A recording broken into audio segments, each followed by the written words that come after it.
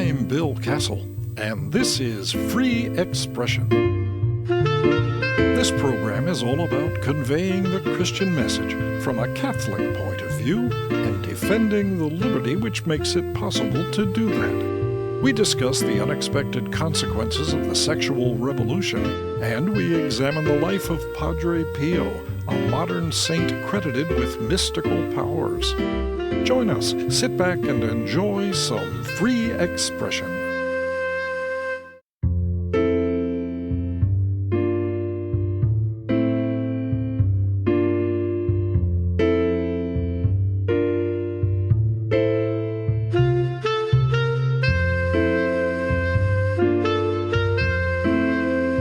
Laissez le bon temps rouler. Let the good times roll. It's a Creole phrase long associated with New Orleans, especially at Mardi Gras time. But in recent decades, it's come to represent the ideal of unrestrained sexual indulgence, kind of a more positive way of saying don't be a prude. No one can doubt that the sexual revolution has changed our society. It's altered expectations of individual behavior, social exchange, personal relationships, popular entertainment, fashion, advertising, and marketing. It's reshaped our assumptions about what makes for a fulfilled life. Has it worked? Has it made people happy? Nathaniel Blake of the Ethics and Public Policy Center doesn't think so. Quite the contrary, he's convinced that the pursuit of unrestricted erotic pleasure has been a cultural disaster, and he surveys the damage that's been done in a new book from Ignatius Press, Victims of the Revolution, How Sexual Liberation Hurts Us All. Nathaniel, thanks very much for being with us. Thank you very much for having me. At my age, and after more than a half-century of marriage, I'm not at the cutting edge of sensual pursuit, so my view may be a bit limited. Are things really as out of control as pop culture and the internet would have us believe? I think the answer is yes and no, insofar as certainly marriage rates are low. Certainly cohabitation has been normalized along with casual hookups. But there is a flip side of that, which is that people are actually, because their relationships are so fleeting, finding themselves lonelier. President Obama's Surgeon General went to the New York Times a few years back to declare that there is a loneliness epidemic. President Biden's Surgeon General, I believe. Americans are reporting that they are living alone more, that they are less likely to be in a relationship, and consequently, Americans self-report having less sex and less satisfying sex. The sexual revolution promised that if we just got rid of the restrictions and the taboos and the rules, we would be fulfilled and happy and certainly enjoying ourselves. But the end result has been that people are being made lonely, and they're not even getting the rewards of vice that they were promised. There's a great irony in that, isn't there? It was supposed to be a great time.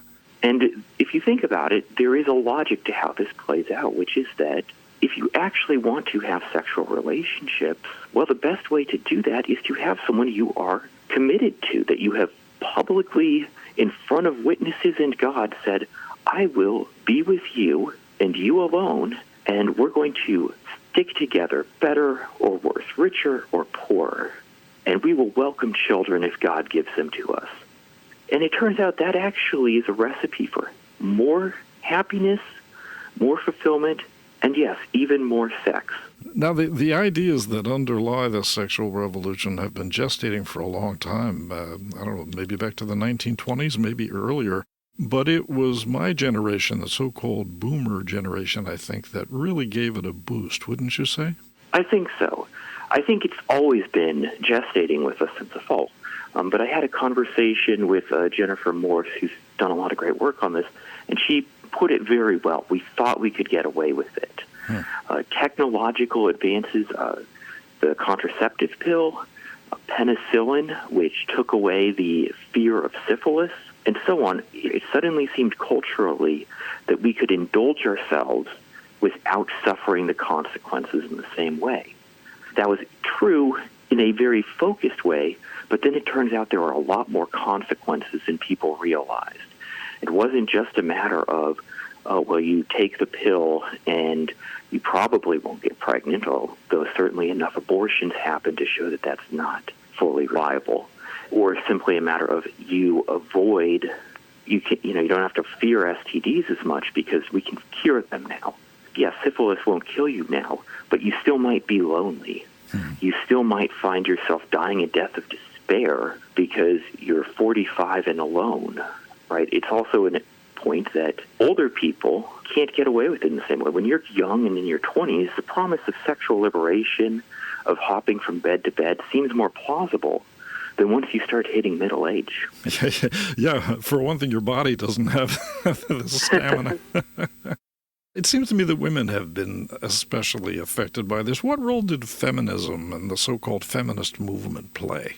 Well, I think that what feminism did was it stopped focusing on women as women.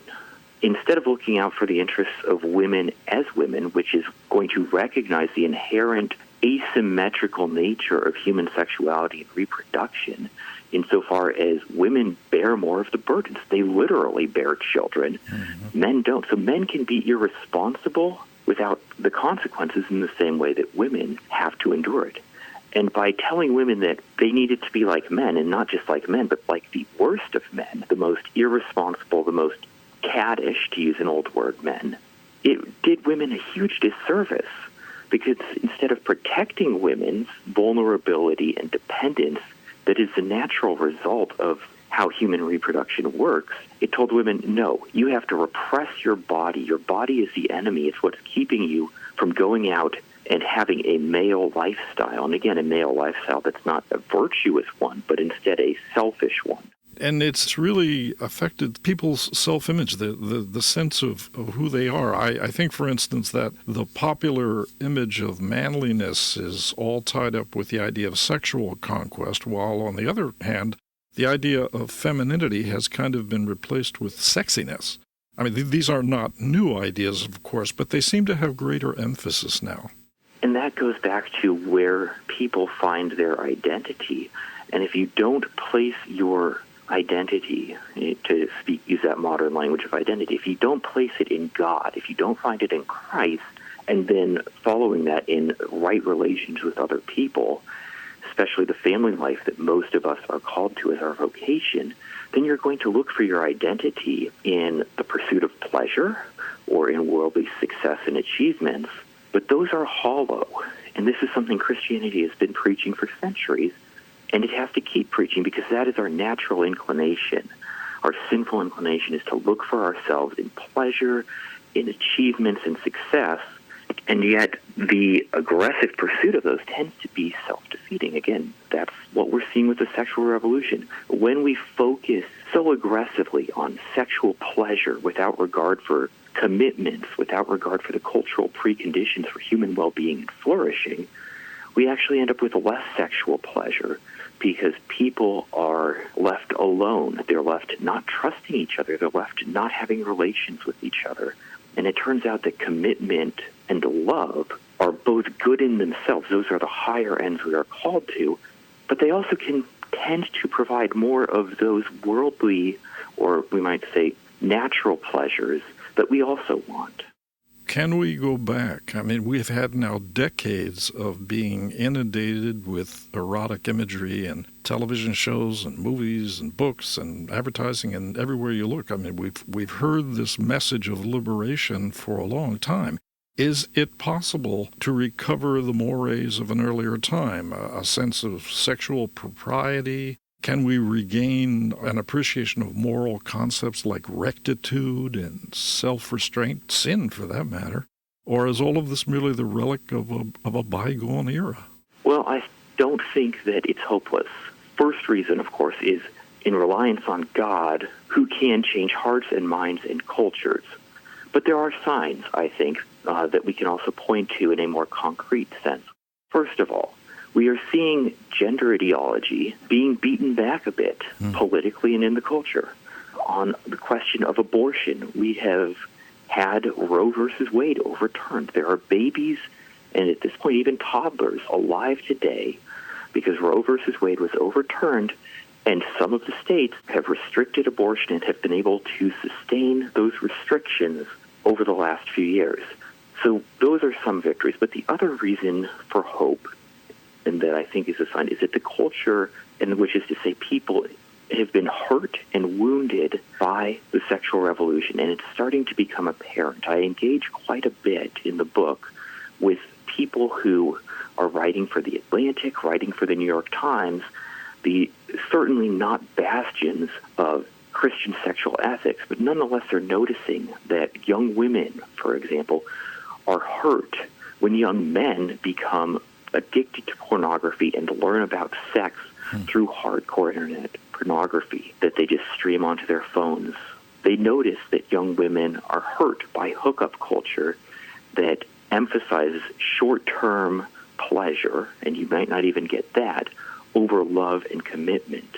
So we're starting to see, as the sexual revolution comes into its fullness, as it dominates the culture so thoroughly that its promises are empty. Right? There's a reason in our baptismal vows we reject Satan and his empty promises, because they are empty. They don't give what they say they will. The book is Victims of the Revolution, How Sexual Liberation Hurts Us All by Nathaniel Blake.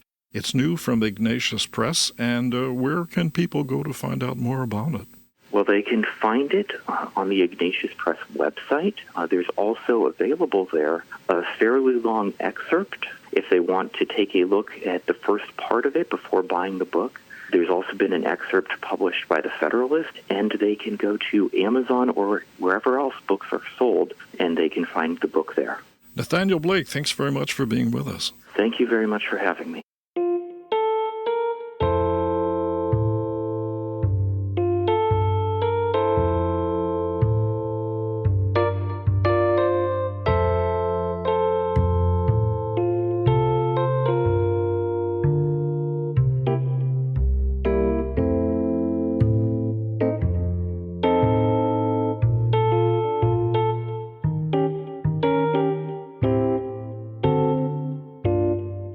The name Padre Pio is certainly familiar. So is that smiling, bearded face we recognize as the image of a modern saint. Who was this Franciscan priest said to have miraculous powers? Mary O'Regan has a new book from Sophia Institute Press that delves deeply into the life of this unique individual. It's called Padre Pio and You. She's with us now. Mary, thanks for taking time to share your knowledge of this revered Christian figure. Thank you, Bill, for the honor of having me on your show.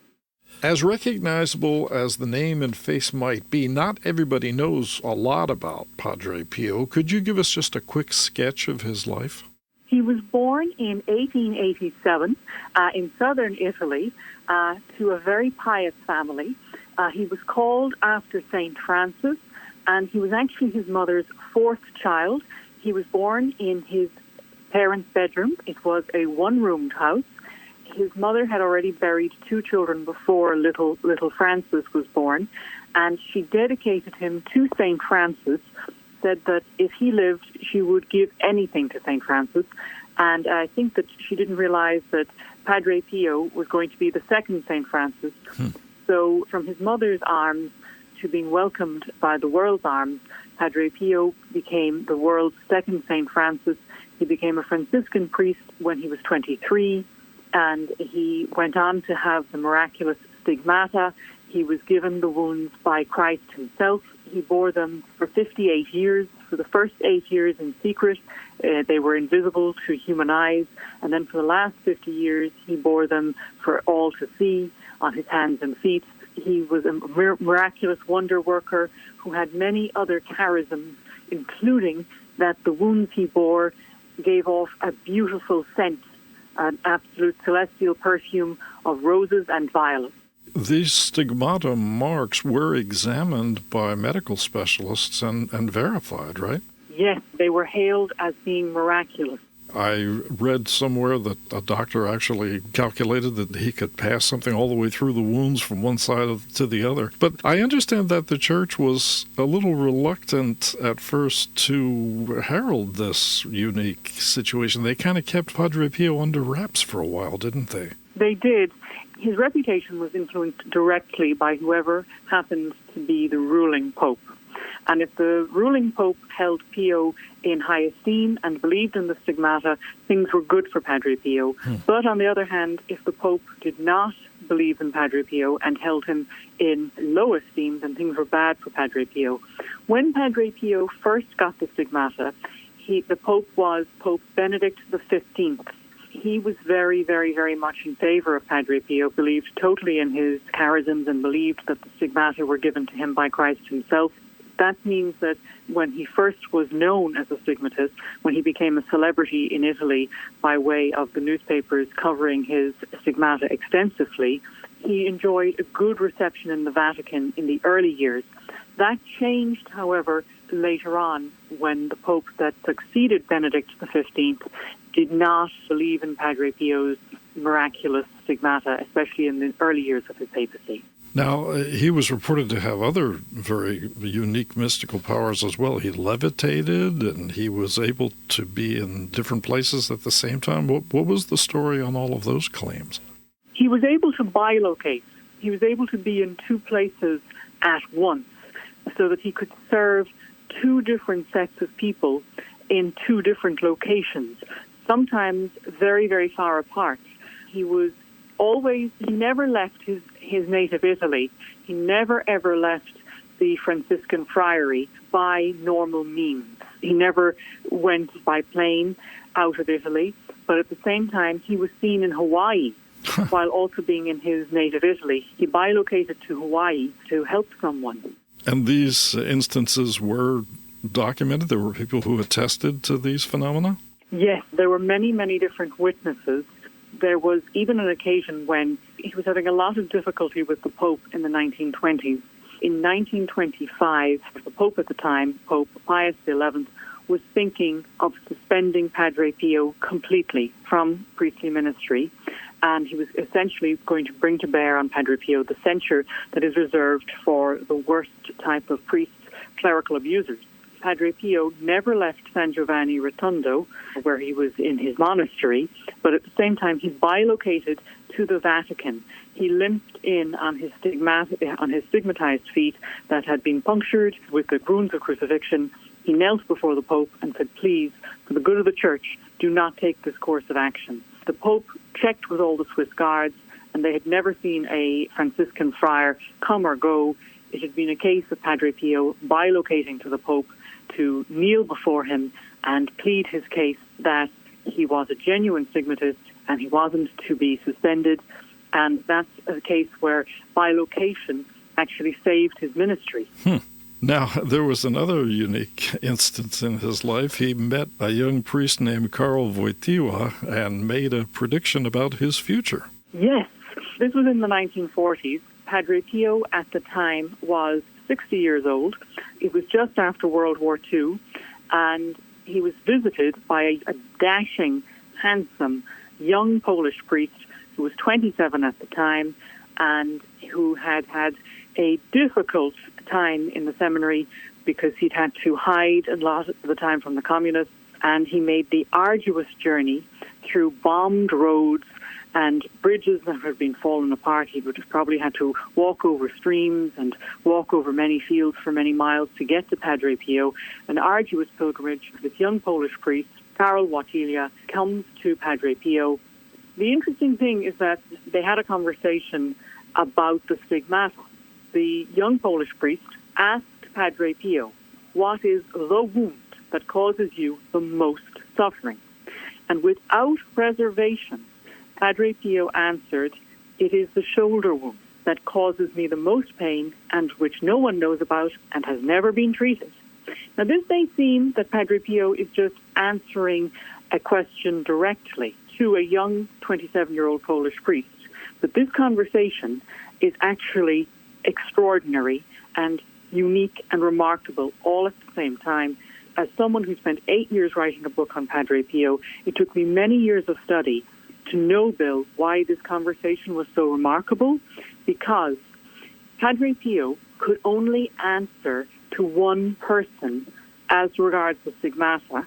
He could only answer to one person who posed him a question directly, and that was the Pope.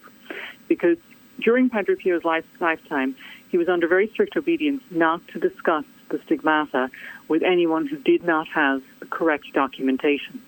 The few people who had the correct documentation from the Pope were the various Vatican inquisitors, the archbishops who came to ask Padre Pio to swear on the Gospels and tell them the truth regarding the stigmata, and doctors who were given very, very special permission. We're only talking about a few people who were given that permission from the Holy See, from the Vatican, to ask Padre Pio as to the stigmata.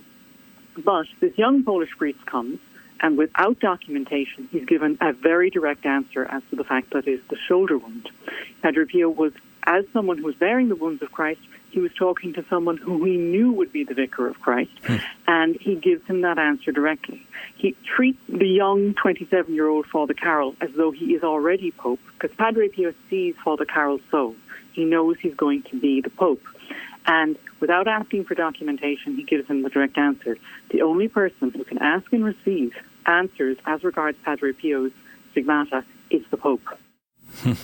Yeah, and of course it was Pope John Paul II who canonized Padre Pio in 2002, so all kinds of irony involved in that. Now, aside from these restrictions and spiritual obstacles that were placed in his way, Padre Pio also had some ongoing health problems. He suffered with quite a few many ailments through his life, didn't he? He did. He suffered a number of ailments, but he was very, very quick to say that they weren't actually physical so much as they were demonic harassment caused him to feel weak in his body, and it was spiritual oppression.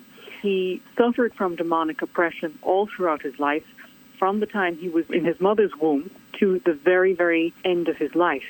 He wasn't so much physically sickly. He was actually very strong, more strong physically than is properly known. But he did suffer an awful lot from demonic persecution and the devil himself going after Padre Pio to interfere with him so that he would be of a lesser strength and could not reach souls, because he said, Padre Pio said, my whole life is dedicated to snatching souls from Satan's grasp. Now, you have titled this book in a very personal way. It's Padre Pio and You. What is the significance of that? What makes Padre Pio special to the individual believer? Padre Pio is the second St. Francis. There was a prophecy it would be one of St. Francis's fold that would bring a third of the world to Christ. I researched at least 2 conversations where Padre Pio was asked about this, and he tacitly agreed that it was him, and he was very dissatisfied with this. He was very dissatisfied that he is the person who is the fulfillment of the prophecy. He'll bring a third of the world to Christ, which is 1 in 3. He said, no, I want more. I don't just want a third, I want the whole of humanity. So instead of being sort of puffed up or becoming very prideful and proud and arrogant about the fact that he was the person who would lead to the fulfillment of the prophecy, he was actually not that happy about it, but at the same time, the prophecy would appear to be coming true. Because Padre Pio and you, he is a very, very powerful saint that anyone who really takes an interest in him makes him a guide to becoming a better Christian primarily, but to ultimately saving our souls and saving those who we love. We'll find that he is a remarkable father figure in that he wants to bring your soul to Christ, to be happy in this life, and to serve Jesus in this life, and to spend all eternity with him in the next. And Padre Pio is the saint of our time to bring people to Christ.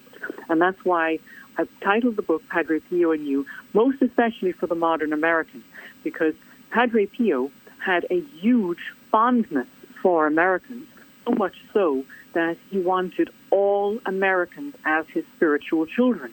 Why did he feel a special affinity with America? We need to go back to his childhood. He was born to, his parents were farmers, and they farmed a 5-acre plot of land. They weren't poor, neither were they peasants. They owned a small bit of land, but they only worked to put food on the table. They didn't have the spare money needed to put Padre Pio through school and to put him through seminary. So his father, in order so that Padre Pio could train to be a Franciscan priest, his father went to America. He went to the East Coast. He went to modern-day Queens, and he worked on a farm. His father spoke no English going to America, but he was treated exceptionally well by all the Americans who employed him and treated him like he was family. Padre Pio always retained a special love of Americans because had his father not been given employment and not been treated so well, had his special gifts. His father was a farmer who knew an awful lot about animal husbandry, and his father was promoted to being farm manager. And Padre Pio always felt a debt of great gratitude to Americans because of the way they treated his beloved dad. He made a special request of the Lord that all Americans become his spiritual children, and he said that anyone, and he actually said this to his favorite person. He said this to he had a friend called Joe from Pennsylvania, and Joe Peluso was his name. He was an Italian-American. Padre Pio's favorite person was Joe Peluso, and he said to Joe Peluso, any American who wants to become my spiritual child, the answer is yes. So Padre Pio knew, I'm from County Cork, I live in America now, and I don't think it's an accident that I do, because any American I meet, if they request that of Padre Pio, that they want to be his spiritual child, the answer is affirmatively yes. Wonderful. The book is Padre Pio and You by Mary O'Regan. Where can people find out more about it and get their hands on it? They can get their hands on it, Phil, if they go to the Sophia Press Institute website.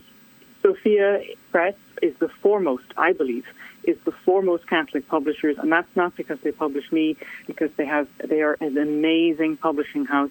And you may also buy the book on Amazon and Barnes & Noble and anywhere fine books are sold. Mary O'Regan, thanks very much for being with us. A fascinating figure, a saint of our time. This is certainly relevant to all of us, especially us in the United States. Thanks very much. You're very, very welcome, and thank you for having me. Be with us next time when we explore other aspects of religious communication and look deeper into the great Christian heritage of free expression. Free Expression with Bill Castle is a production of Good Shepherd Catholic Radio and Company Publications, where good books, good music, and good radio are always good company. Dan Curris provided technical assistance. Theme and incidental music are by Dan Adam. The program was produced and directed by Bill Castle. This is Good Shepherd Catholic Radio.